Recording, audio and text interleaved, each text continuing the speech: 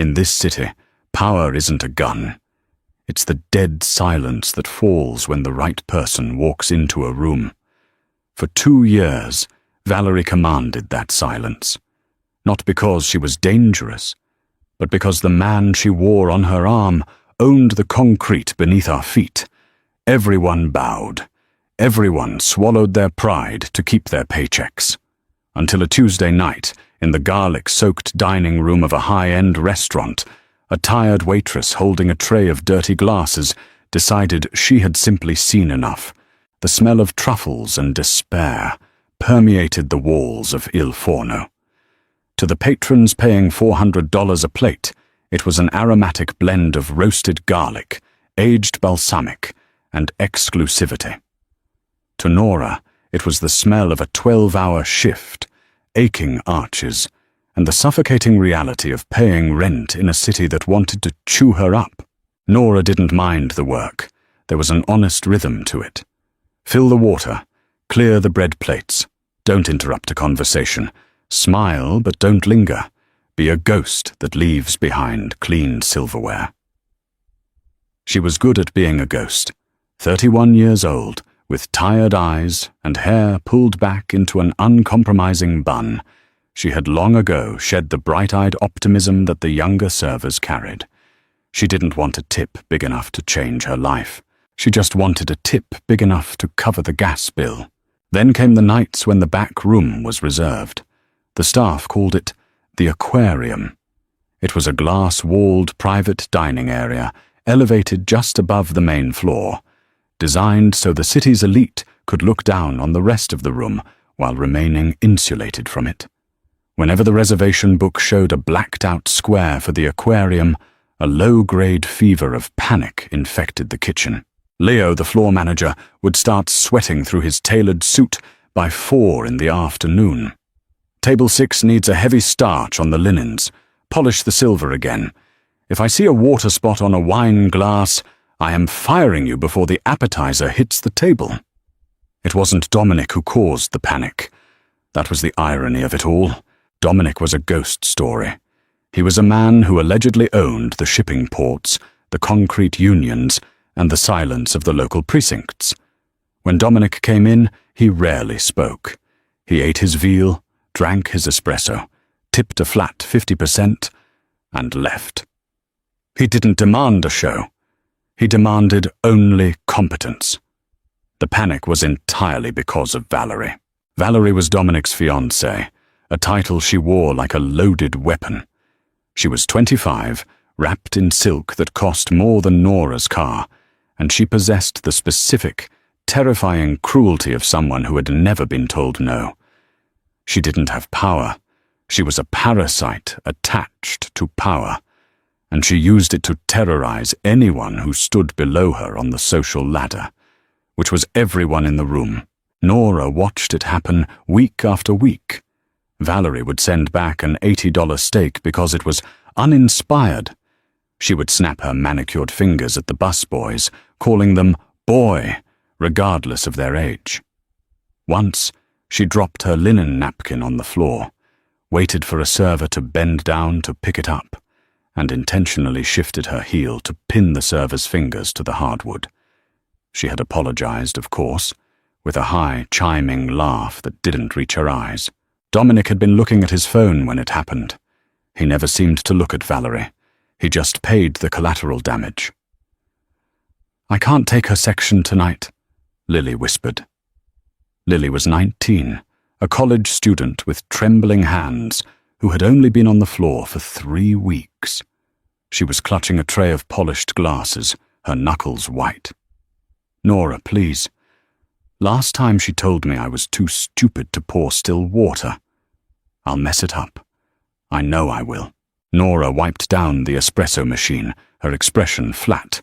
The metal was hot against her damp rag. "If you show her you're afraid, she'll bite. She's a bored dog, Lily. Just put the plates down and step back. Please, Nora." Nora looked at the girl. Lily's eyes were glassy.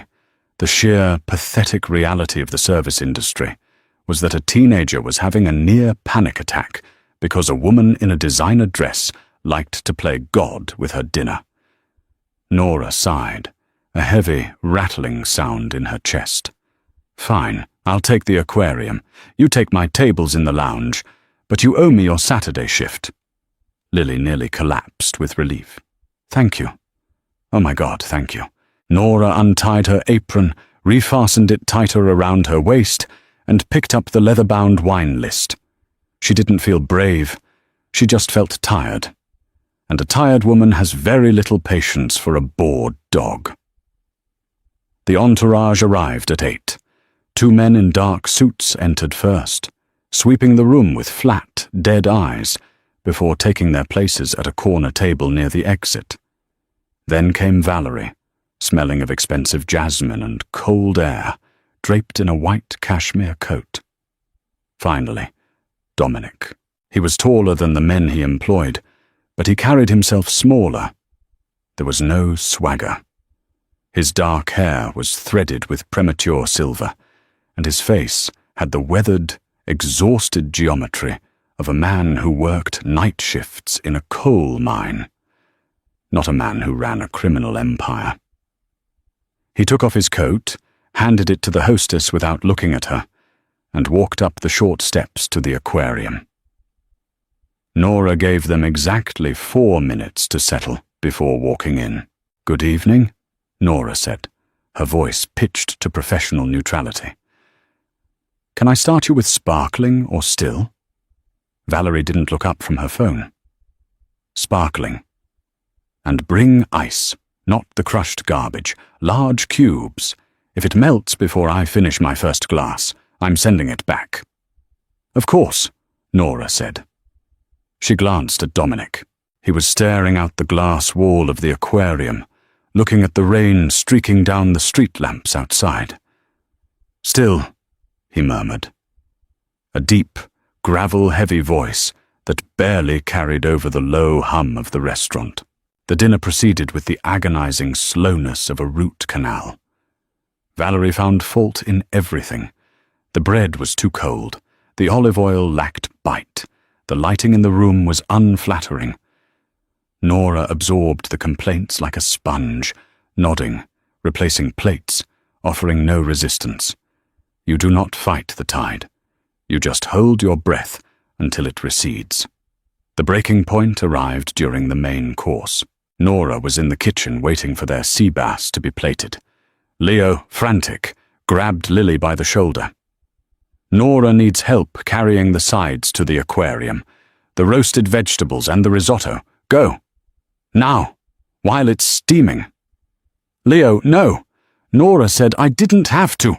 I don't care what Nora said. Move!" Nora shot Leo a lethal glare, but she couldn't stop the machinery of the kitchen. She grabbed the 2 plates of sea bass. Lily, shaking like a leaf in a hurricane, picked up the heavy porcelain bowls of side dishes. They walked up the steps. Nora set Dominic's plate down with silent precision. She moved to Valerie. "Careful!" Valerie snapped, waving a hand vaguely. "You're crowding me." "My apologies," Nora said quietly, placing the plate. She stepped back. Lily stepped forward to place the risotto. Her hands were vibrating. She was so focused on not dropping the heavy bowl that she didn't realize how close she was to the edge of the table. As she leaned over, the base of the hot porcelain bowl clipped the edge of Valerie's crystal wine glass. It was a minor collision, a soft clink, but it was enough. The glass tipped. A single heavy drop of vintage Bordeaux splashed over the rim and landed dead center on the sleeve of Valerie's white cashmere coat, which she had draped over the back of her chair. The silence that followed was absolute. It didn't just consume the aquarium. It felt as though the entire restaurant, the kitchen, the street outside, all stopped breathing. Lily froze, her face draining of all color. Valerie slowly turned her head. She looked at the red stain on the white wool. Then she looked at Lily. The smile that spread across Valerie's face was genuinely horrifying. It was the smile of someone who had just found a new toy to break. "Do you know what this is?" Valerie asked, her voice a soft, venomous purr. "I am so sorry," Lily choked out, tears instantly spilling over her eyelashes. "I'll pay for the cleaning. I'll take it to—" "Cleaning?" Valerie laughed. It was a sharp, ugly sound. "You think you can clean this? You couldn't afford the dry cleaning bill if you worked here for a year. This is bespoke." Dominic didn't move. He continued cutting his fish, though his knife had slowed. "I'll wipe it," Lily panicked, grabbing a white linen napkin and reaching toward the coat. "Don't touch it!" Valerie shrieked, suddenly loud enough that heads turned in the main dining room. She stood up, her chair scraping violently against the wood floor. "You clumsy, stupid little bitch! You ruined it!" "I'm sorry." Lily was openly sobbing now, shrinking back. Valerie stepped toward her. "Get on your knees." Lily blinked, confused through the tears. "What?" "I said, get on your knees," Valerie hissed, pointing at the small drop of wine on the floor beneath the chair. "You're going to wipe up the floor. Then you're going to beg me not to have your manager throw you out into the alley." Leo was already sprinting up the stairs, his face pale, hands raised in a gesture of absolute surrender. "Miss Valerie, I am so deeply sorry. She's fired. Right now." "Lily, leave the floor." "She doesn't leave until she cleans my boots and the floor," Valerie said, her chest heaving with the thrill of the humiliation. She looked down at the sobbing teenager. Down. Lily actually started to bend her knees. Her pride was gone, crushed under the weight of the panic and the implicit threat of the man sitting quietly at the table. Nora moved. She didn't storm over. She simply stepped laterally, placing her own body between Valerie and Lily. Nora reached out, grabbed Lily by the shoulder, and hauled the teenager back to her feet. "No," Nora said. The word wasn't shouted. It was spoken with the flat, tired finality of a woman telling a telemarketer to take her off the list. Valerie stopped. She blinked, staring at Nora as if a piece of the furniture had just spoken. "What did you say to me?" "I said no," Nora repeated, her voice steady, keeping her eyes locked on Valerie's. "She's not getting on her knees. It's a drop of wine. Give us the coat. We'll have it sent out to a specialist. If it can't be fixed, the restaurant's insurance will cover a replacement." Leo made a strangled noise in the back of his throat. "Nora, shut up. Step outside." "No, Leo," Nora said, not looking at him. "She spilled a drink. She didn't commit a war crime. Lily, go to the break room." Lily didn't need to be told twice. She bolted down the stairs, leaving Nora alone in the crosshairs.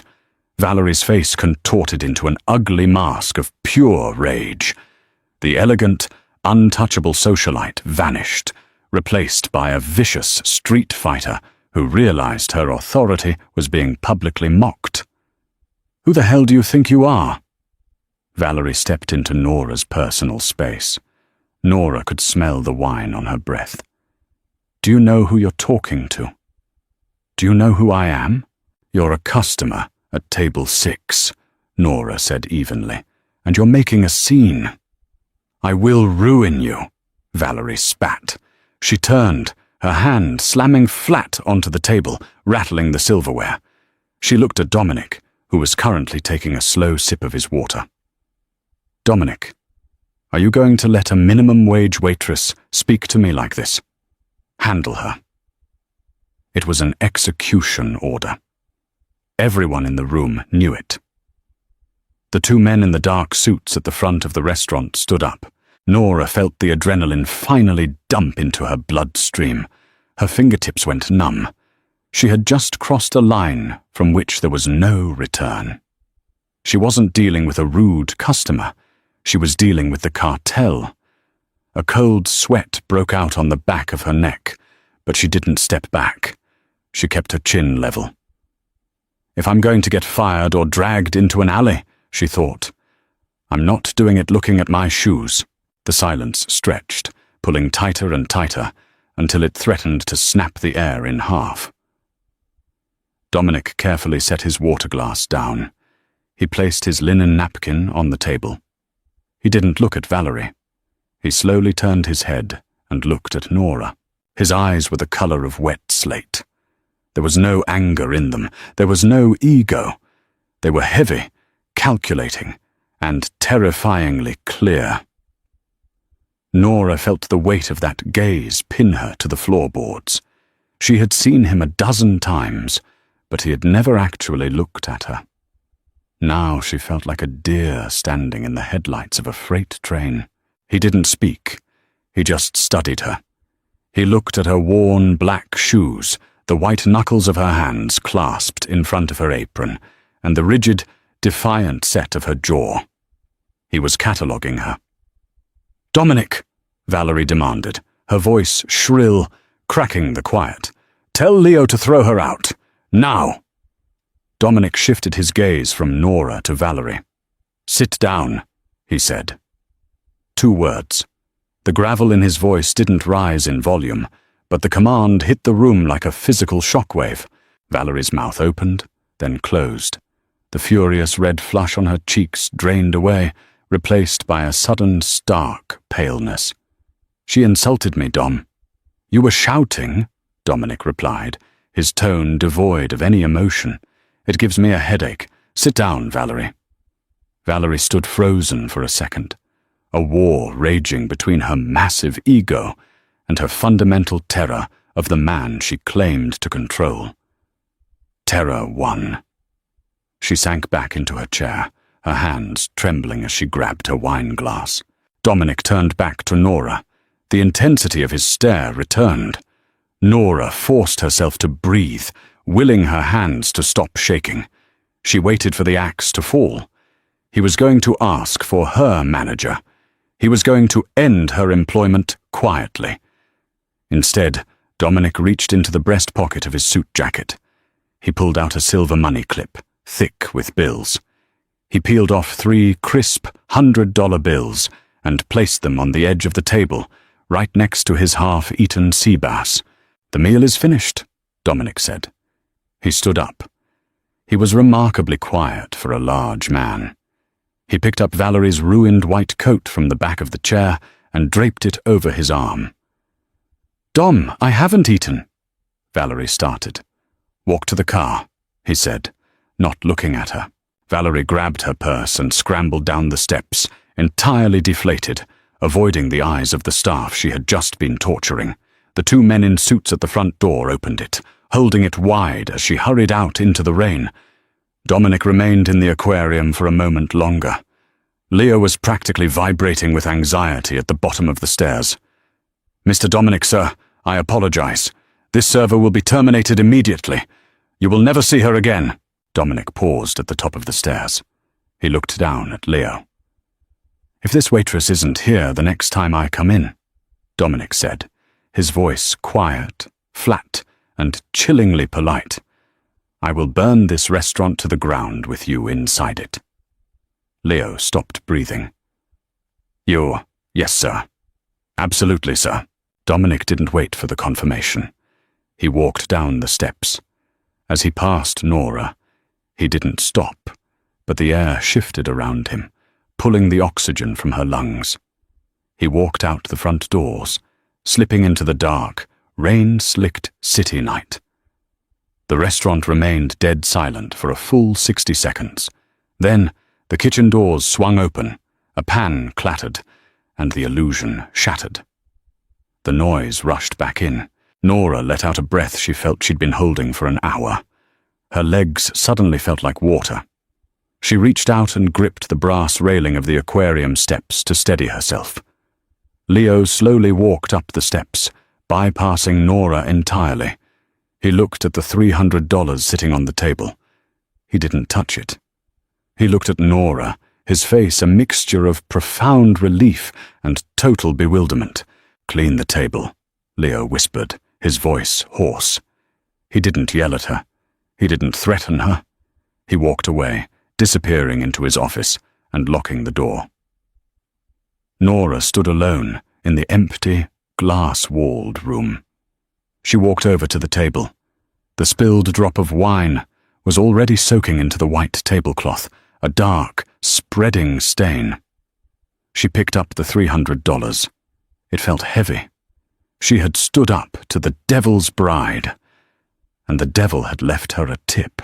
Nora shoved the money deep into her apron pocket, grabbed the spray bottle from her cart, and began to wipe down the glass. Tomorrow, she still had to pay rent. Tomorrow, her feet would still ache. But as she wiped down the table where the ghost of the city had sat, Nora knew, with a cold, sinking certainty, that her life as a background character was over. Dominic had looked at her, and in this city, when a predator looks at you, he rarely looks away.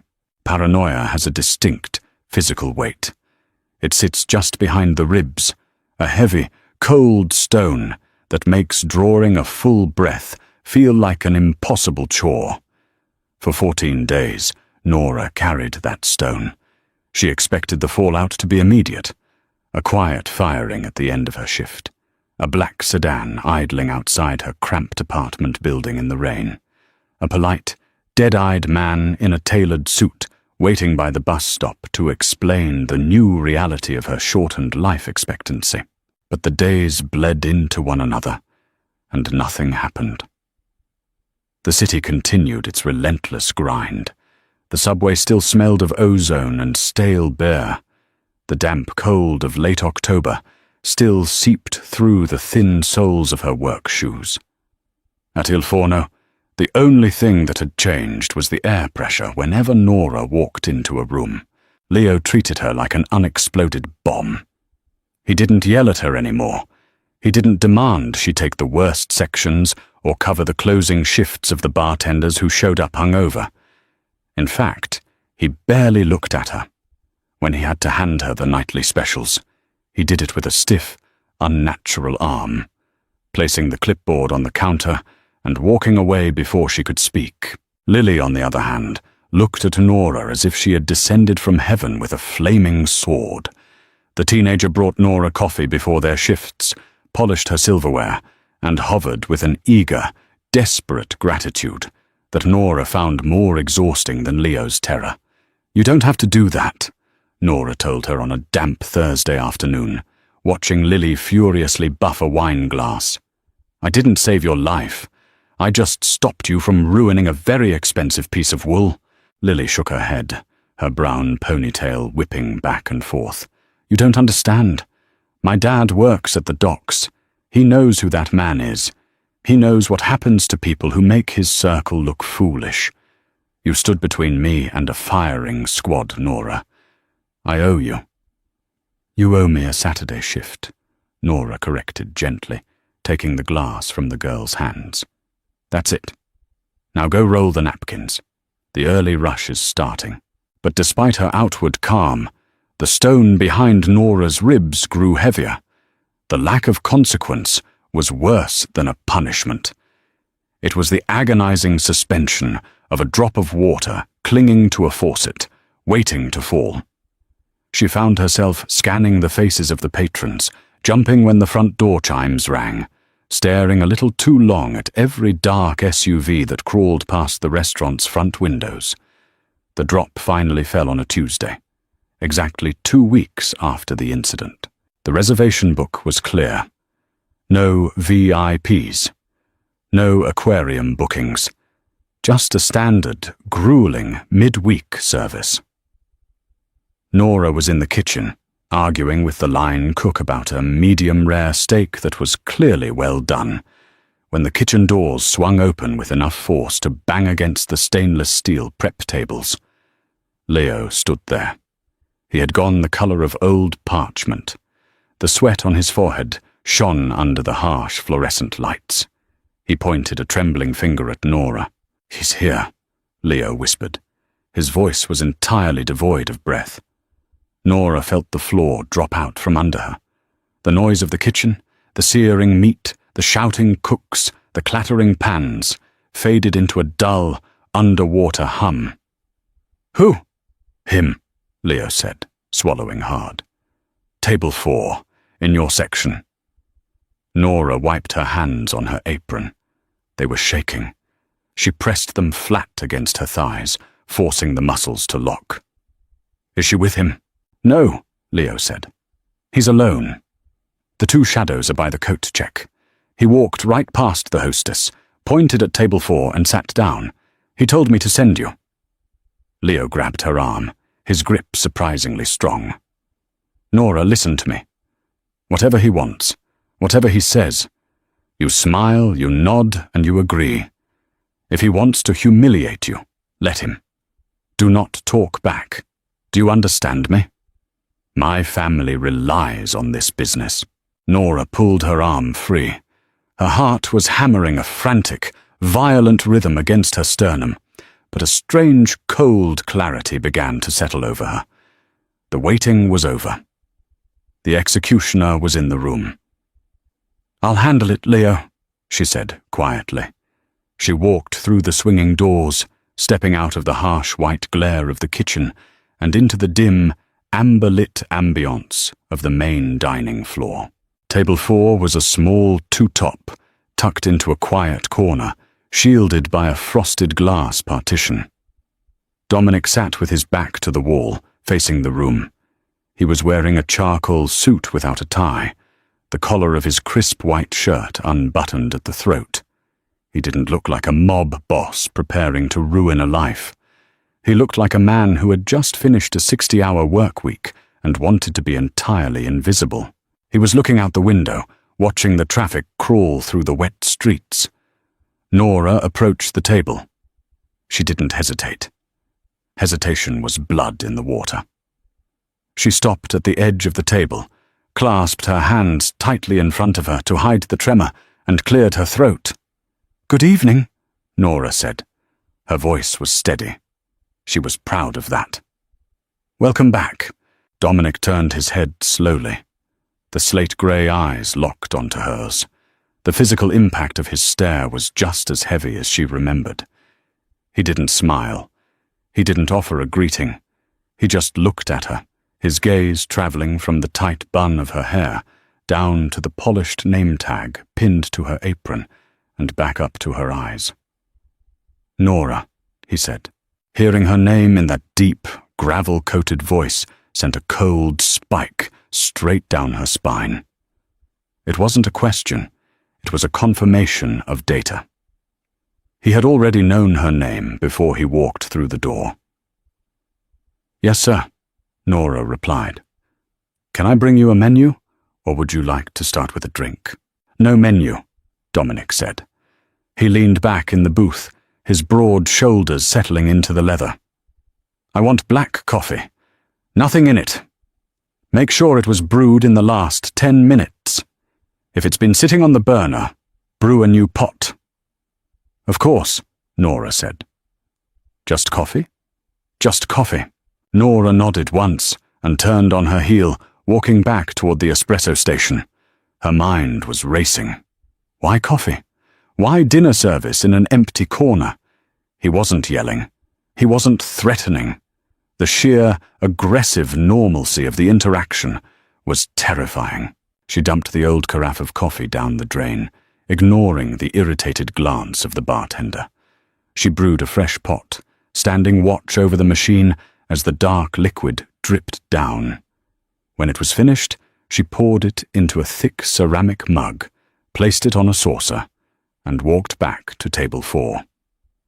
She set the cup down in front of him. A thin wisp of steam curled into the air between them. "Freshly brewed," Nora said. She took a half step back, preparing to leave him to his silence. "Sit," Dominic said. Nora froze. The instruction was delivered softly, but it carried the absolute weight of a physical barrier. She looked at the empty chair across from him. "I have other tables, sir," Nora said, the professional excuse slipping out automatically. "No, you don't," Dominic replied. He didn't raise his voice. He took a slow sip of the scalding black coffee, his eyes never leaving hers over the rim of the mug. "Your manager cleared your section. You are currently the least busy employee in this building." "Sit down, Nora." Nora looked toward the front of the house. Leo was standing near the hostess stand, pretending to look at a ledger while violently avoiding looking at table 4. The rest of the staff had miraculously found reasons to be on the opposite side of the restaurant. She was entirely alone. She pulled out the wooden chair and sat down. The edge of the seat bit into the backs of her thighs. She kept her spine rigidly straight, her hands folded in her lap. Dominic set the mug down. The ceramic clinked softly against the saucer. He rested his forearms on the table, leaning forward slightly. The proximity made the air feel dangerously thin. Up close, Nora could see the faint, silvery scars cut into the knuckles of his left hand. She could see the deep lines of chronic fatigue etched around his eyes. He didn't look like a villain from a movie. He looked like a man made of weathered iron. "You've been expecting me to fire you," Dominic said. It wasn't a question. "Yes," Nora answered simply. There was no point in lying to a man who owned the truth. "You've been expecting my men to pay you a visit in the alley behind your apartment on 4th Street, he continued, his tone conversational. "Or perhaps a sudden, unexplainable eviction from your landlord." Nora's stomach plummeted. He knew her address. The stone behind her ribs turned into a block of ice. "Are they going to?" Dominic watched her. He noted the slight tightening of her jaw, the way her shoulders braced for an impact that hadn't come. "No." Nora blinked. The absolute certainty in his single syllable threw her off balance. "Then why are you here?" A faint, almost imperceptible shift happened in Dominic's expression. It wasn't quite a smile, but the hard lines around his mouth softened by a fraction of a millimeter. "I'm here for coffee. And I am here because my dining experience 2 weeks ago was instructional." "Instructional," Nora repeated, the word tasting like ash. "I apologize if my actions were out of line, but I wasn't going to let her degrade a teenager over a laundry bill."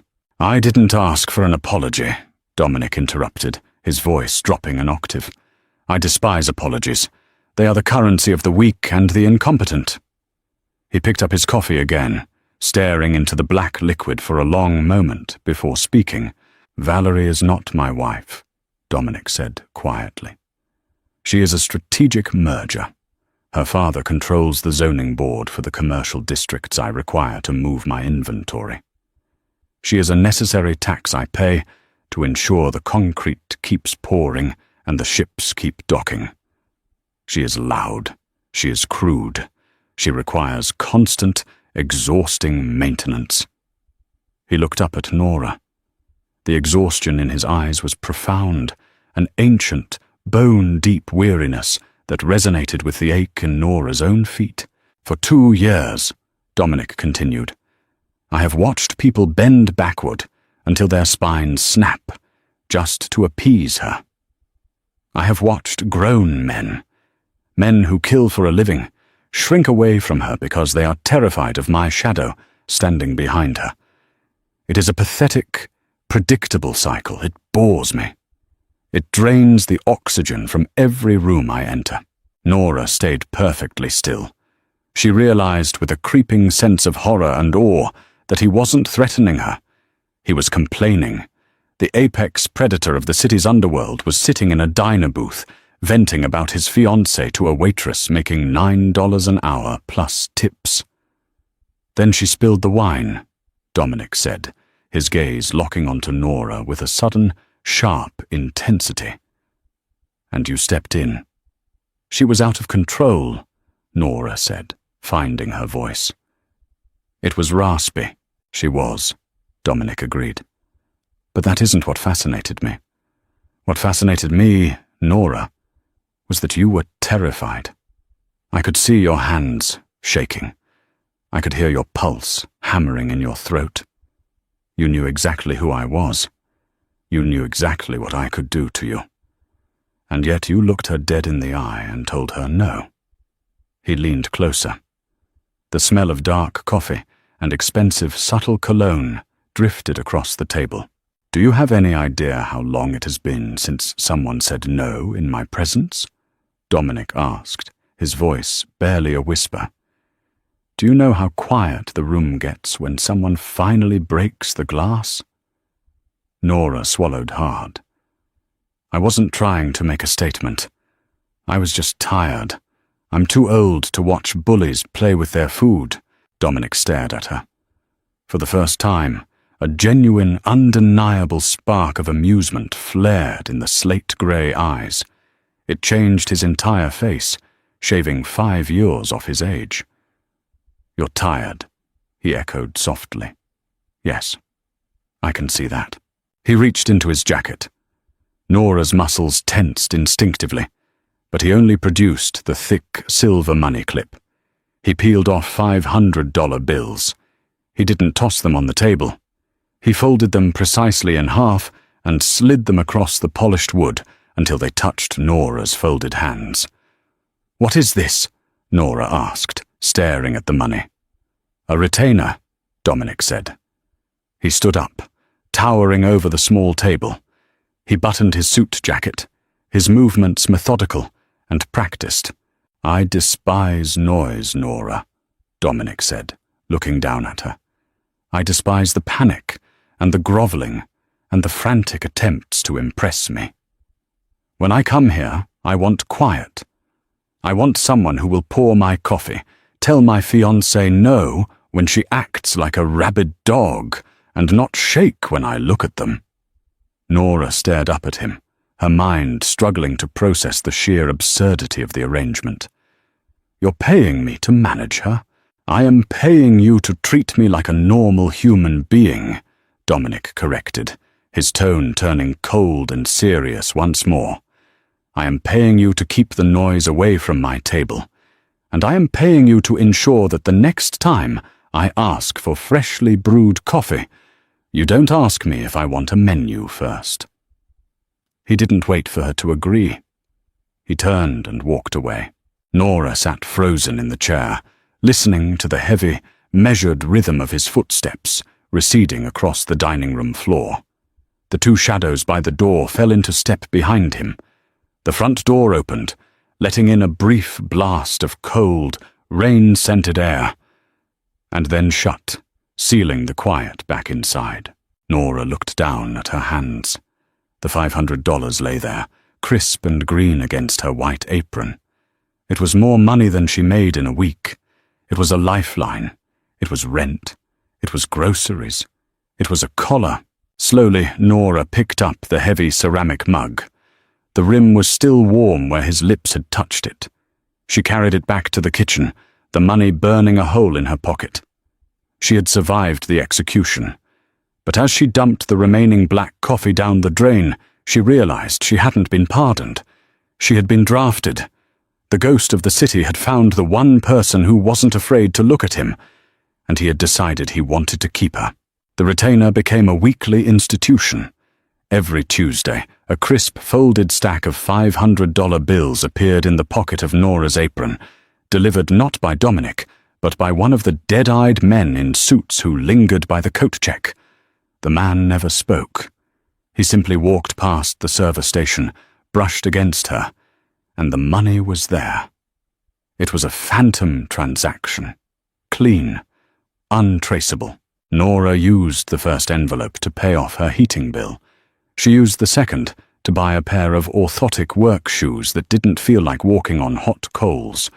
By the third week, she opened a separate savings account at a bank 3 towns over, depositing the cash in small, erratic increments. She was practical enough to know that money from a man like Dominic was never a gift. It was a down payment on her soul. She wanted an exit fund ready for the day he inevitably decided to collect. The restaurant adapted to the new ecosystem with disturbing speed. Leo stopped scheduling Nora for the main floor altogether. When Dominic's reservation flashed on the system, Nora was pulled from the rotation and stationed exclusively at the aquarium. She became his private staff. The other servers looked at her with a mixture of awe and profound pity, recognizing the invisible tether that now connected her to the most dangerous man in the city. The true test of this bizarre arrangement arrived in late November. The air outside was biting, carrying the first harsh sting of winter. The heat inside Il Forno was cranked high, making the windows sweat. Dominic arrived at 8, precisely on time. Valerie was with him. Nora stood at the top of the aquarium steps, a white towel draped over her forearm. She watched them approach. Valerie was wearing a floor-length emerald silk coat, her face tight with a brittle, synthetic smile. She hadn't been back to the restaurant since the spilled wine incident. Her eyes locked onto Nora the moment she entered the room, and the smile vanished, replaced by a look of visceral, unadulterated loathing. Dominic took his seat facing the glass. Valerie sat across from him. She didn't take off her coat. Nora approached the table. She didn't flinch under Valerie's glare. The panic that had gripped her a month ago was gone, replaced by a cold, functional numbness. She had been bought and paid for to do a job. She intended to do it. "Good evening," Nora said. Her voice was flat, professional, an empty vessel. Sparkling water with large ice for the lady. Still water for the gentleman. She placed the glasses down. Valerie didn't touch hers. "I didn't ask for water," Valerie snapped. Her voice was too loud, a jagged edge cutting through the low hum of the restaurant. "I want a vodka martini, 3 olives, and I want a different server. Send Leo up here." Nora didn't look at Leo, who she knew was hovering at the bottom of the stairs, entirely paralyzed. She didn't look at Dominic either. She kept her eyes fixed on the empty space just above Valerie's left shoulder. "I am your assigned server for the evening," Nora said calmly. "I will put the martini order in immediately. Are we ready to discuss appetizers?" Valerie slammed her manicured hand flat against the table. The water glasses rattled. "Did you not hear me, you deaf bitch? I want you away from my table. You shouldn't even have a job. Dominic, tell this trash to fetch my drink and then get out of my sight." The silence in the aquarium was absolute. Nora felt the familiar spike of adrenaline, but she forced her breathing to remain shallow and even. She waited. Dominic was looking at the bread basket. He reached out, slowly selecting a piece of focaccia. He broke it in half. The dry crack of the crust sounded like a gunshot in the quiet room. "Valerie," Dominic said. He didn't raise his eyes. "Dom, I am not going to sit here and be served by the woman who insulted me," Valerie hissed, though her volume dropped significantly. The bravado was already cracking. "It's humiliating. People are staring." "People are staring because you are shouting," Dominic replied. His gravel-heavy voice was devoid of inflection. He placed the bread on his small plate. "Nora is serving us. If you do not want Nora to serve you, you are welcome to take the car and eat at home. I will dine alone." Valerie stared at him, her mouth slightly open. The flush of anger drained from her face, leaving her pale and stark against the emerald silk. She was entirely trapped. Leaving meant acknowledging she had lost a power struggle to a waitress. Staying meant submitting to the humiliation. She looked at Nora. The hatred in her eyes was toxic, a radioactive spill, but it was impotent. She was a dog hitting the end of a very short chain. "I'll have the sea bass," Valerie muttered, looking down at her empty plate. "And for the appetizer?" Nora asked, her tone entirely unchanged. "Just the fish," Valerie whispered. Nora nodded. "I will have the kitchen prepare that, and your martini will be right out." She turned and walked down the steps. She didn't swagger. She didn't smile. But as she descended to the main floor, she felt the oppressive weight of the restaurant shift. The staff was watching her. Leo exhaled a breath he had been holding for 2 minutes. She had just publicly neutered the boss's fiancé, and the boss had handed her the scalpel. In the kitchen, Chef Miller was aggressively scrubbing a cutting board. He looked up as Nora pushed through the swinging doors. "Sea bass for the lady," Nora said, pinning the ticket to the rail. "No appetizer." Miller looked at the ticket, then looked at Nora. "She didn't throw a plate at your head?" "Not tonight," Nora said. She turned to the prep station, grabbing a fresh towel. Her hands were steady, but her stomach was twisting into a tight, cold knot. She had won the battle. But as she poured the vodka into the shaker, listening to the ice crack against the steel, she realized the terrible reality of her victory. By protecting her, Dominic had marked her. She wasn't just a waitress anymore. She was his preference. She was his tool for managing his own life. She walked back to the table and placed the martini in front of Valerie. The older woman didn't look up. Dominic ate his meal in absolute silence. When they finished, he left his standard 50% tip on the credit card receipt, plus an extra folded $100 bill tucked under the water glass. Nora cleared the table alone. She pocketed the 100. The money felt heavier than it had a month ago. It felt like a chain pulling her inch by inch into the dark water, and she was willingly tying it around her own ankle. The illusion of control shattered on a rainy Thursday night, 2 hours after the kitchen had closed. Il Forno was dark. The chairs were stacked upside down on the tables, casting long, spindly shadows across the hardwood floor. The only light came from the small, frosted globe lamp above the bar, where Nora was finishing the inventory count. She was exhausted. Her lower back ached with a dull, rhythmic throb, and her fingers smelled permanently of industrial sanitizer and lemon wedges. She was counting the bottles of vermouth when the heavy steel door in the alleyway rattled. Nora froze, the clipboard slipping slightly in her grip. The alley door was locked from the inside. Only Leo and the kitchen staff had the key, and they had all gone home an hour ago. She was alone in the building, waiting for the floor wax to dry before she set the alarm. The door didn't rattle again. It opened. The heavy deadbolt clicked with a sickeningly loud snap. The wind howled through the gap, blowing a scattering of wet, dead leaves across the threshold. Nora didn't scream. Screaming in this city rarely brought help. It only signaled weakness. She quietly set the clipboard down on the bar, her hand closing around the heavy, iron handle of the ice mallet hidden beneath the counter. She pressed her back against the liquor display, breathing shallowly through her nose, and waited. Footsteps echoed down the short hallway that connected the alley to the main dining room. They were heavy, uneven. A wet, dragging sound accompanied them. A figure stepped into the dim pool of light at the edge of the bar. It was Dominic. Nora let go of the ice mallet.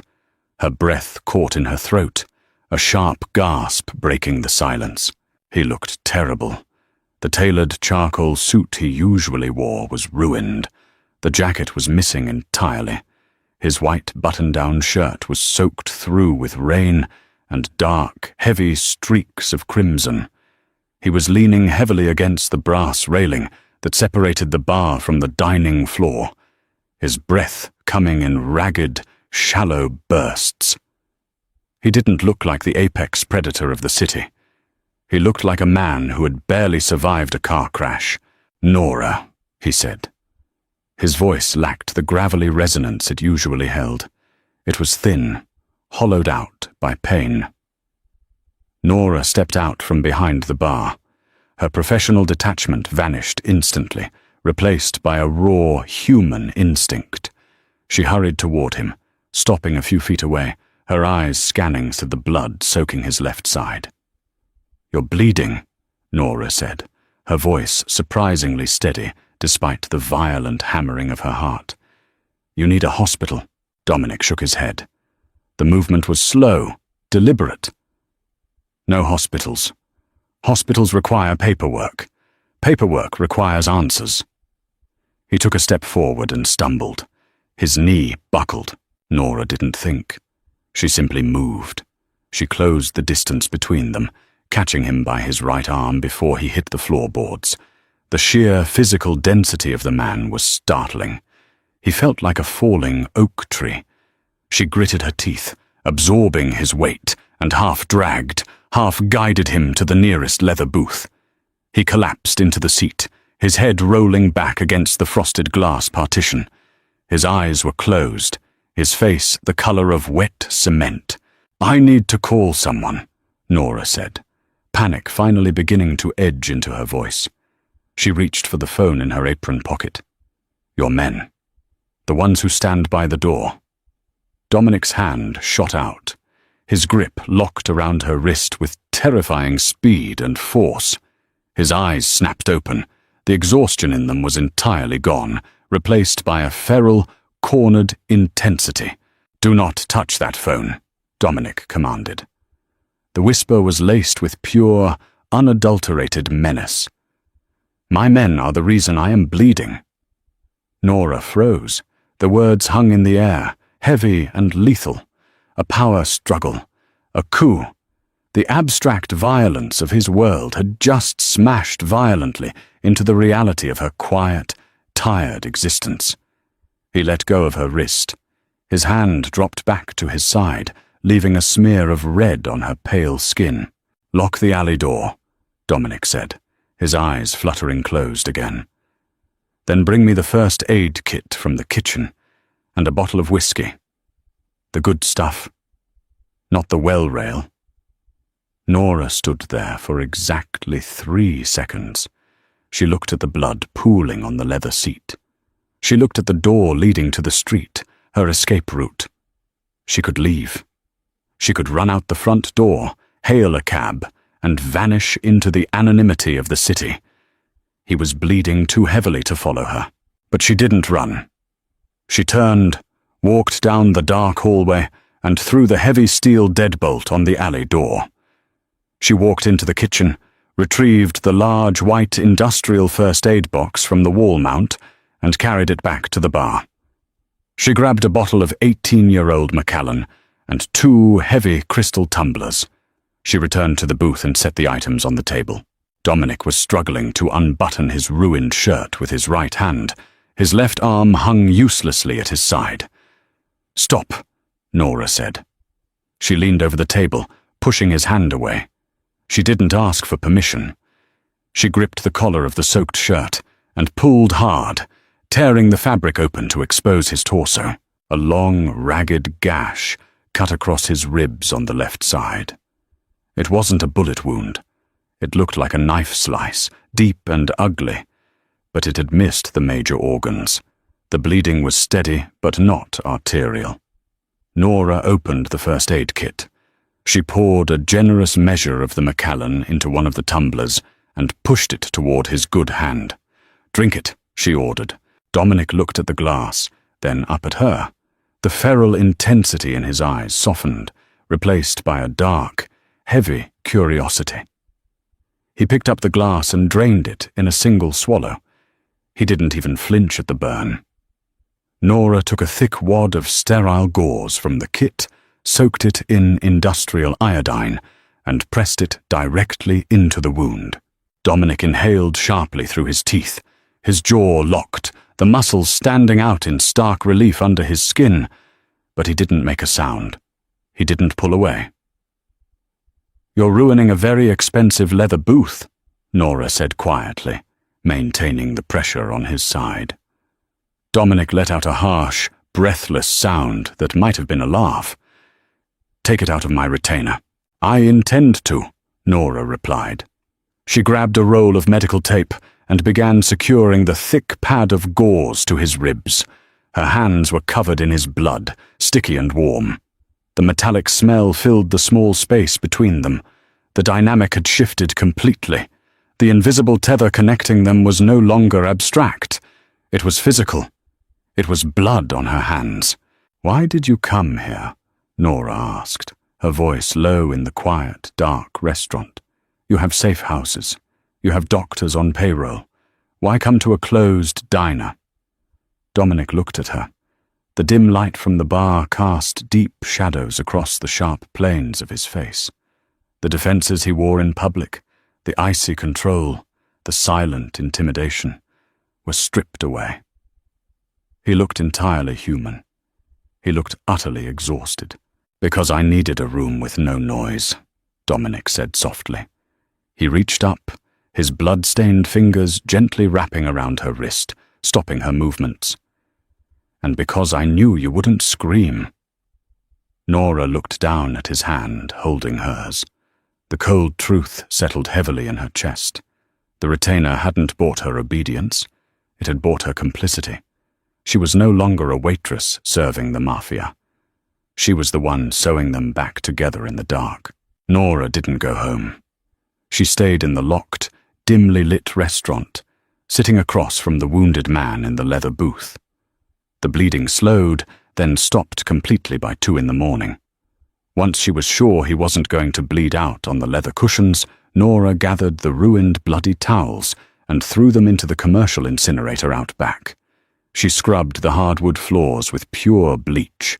She wiped the booth down until the metallic smell was replaced entirely by the harsh, chemical sting of chlorine.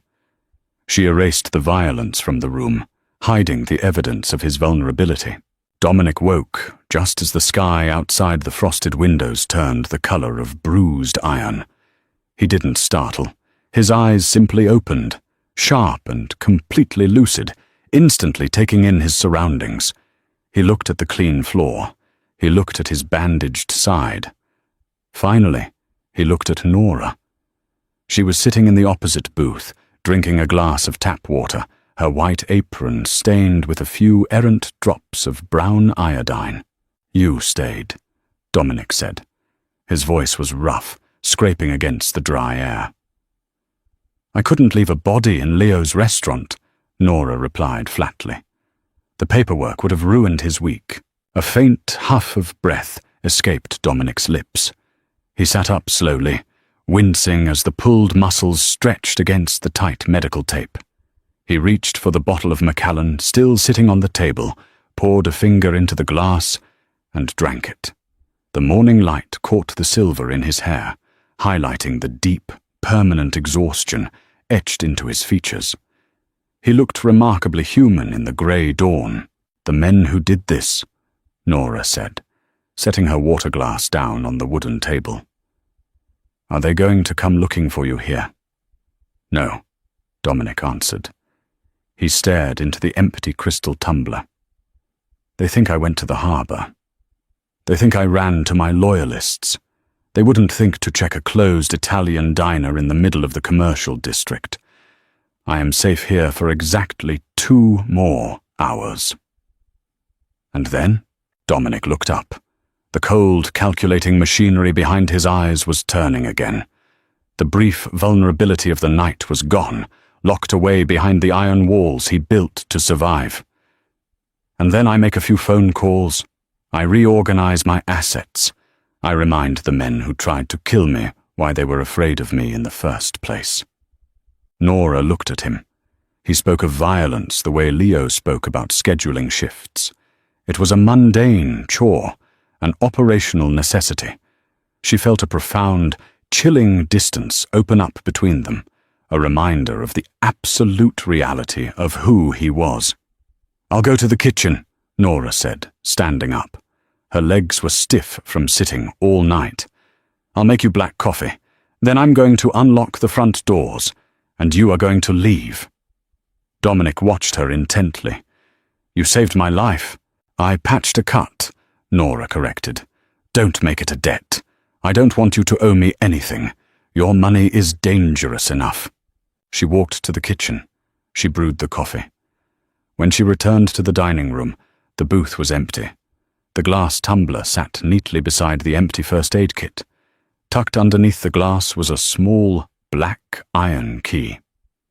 It wasn't a car key. It wasn't a house key. It looked incredibly old and heavy. Nora stared at it, the familiar stone of dread settling back behind her ribs.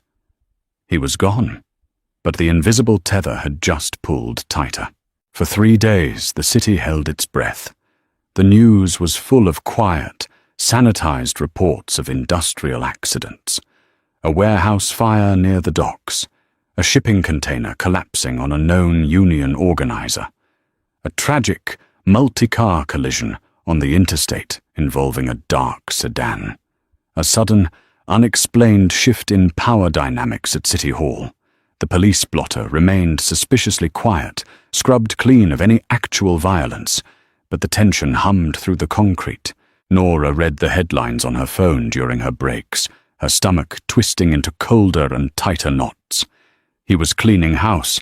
He was wiping the slate clean in blood, and she was holding a black iron key she didn't understand. Leo was a nervous wreck. The aquarium remained empty. Valerie didn't call. Dominic didn't appear. The restaurant operated in a state of suspended animation, waiting for the other shoe to drop. Nora worked her shifts mechanically.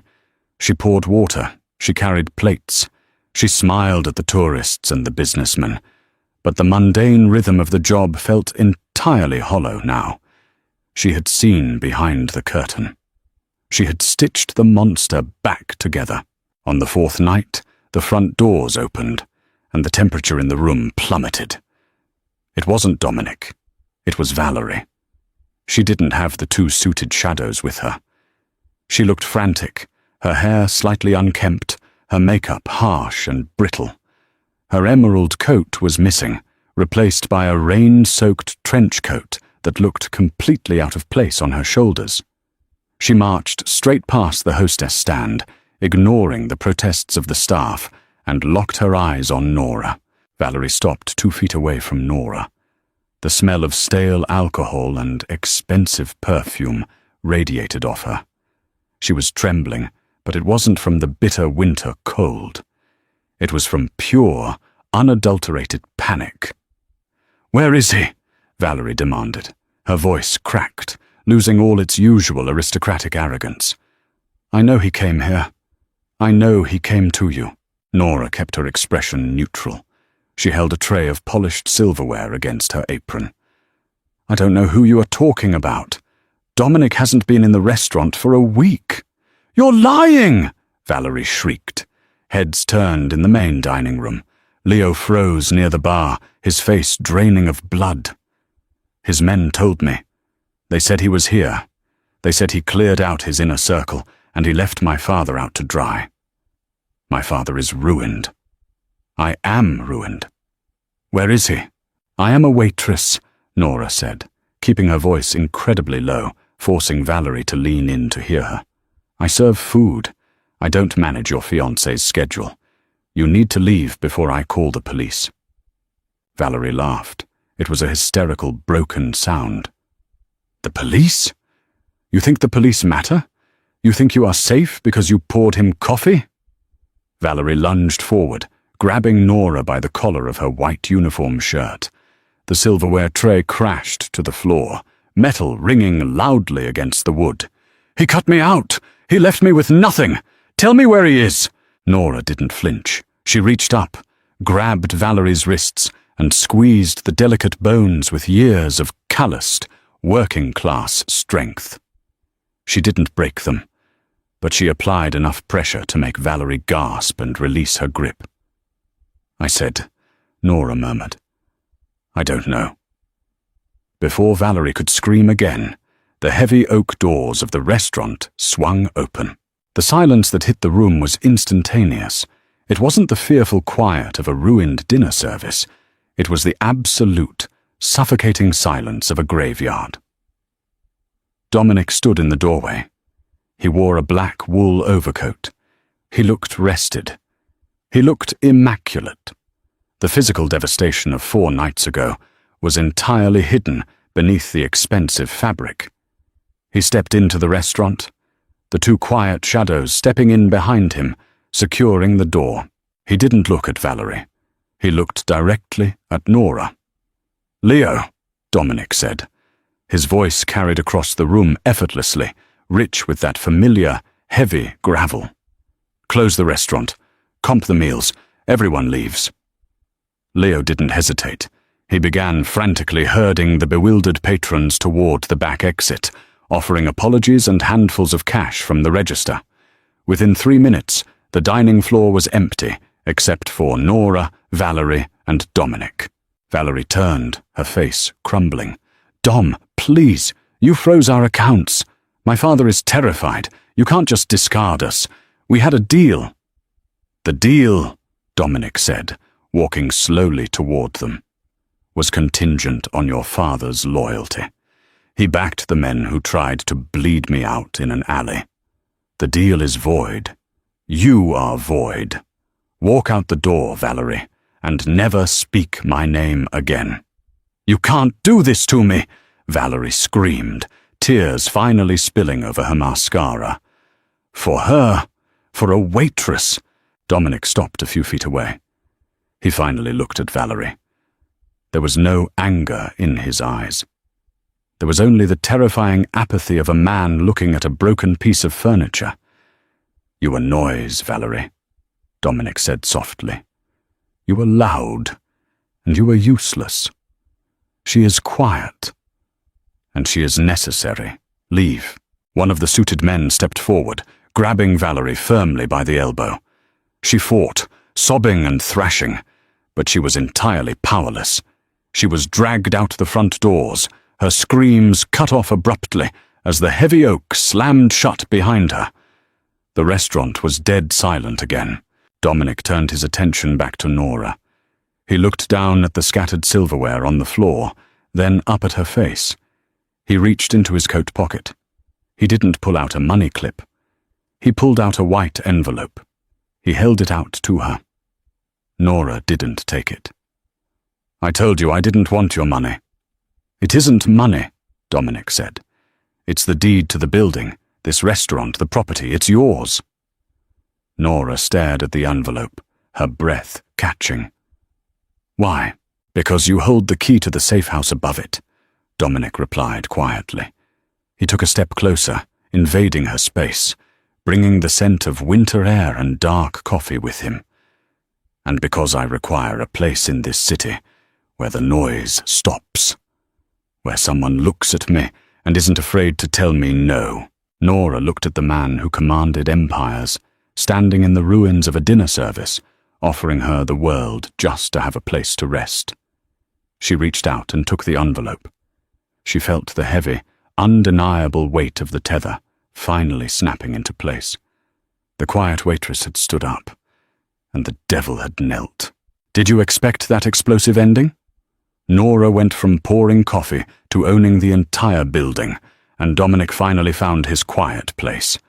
Their story proves that true power doesn't scream, it whispers. If you loved this deep dive into mafia drama, hit that like button right now. Share this story with your friends who love slow burn tension, and don't forget to subscribe to the channel. Turn on those notifications so you never miss our next thrilling audio drama. What do you think happens next? Leave a comment down below. Thank you for watching, and see you next time.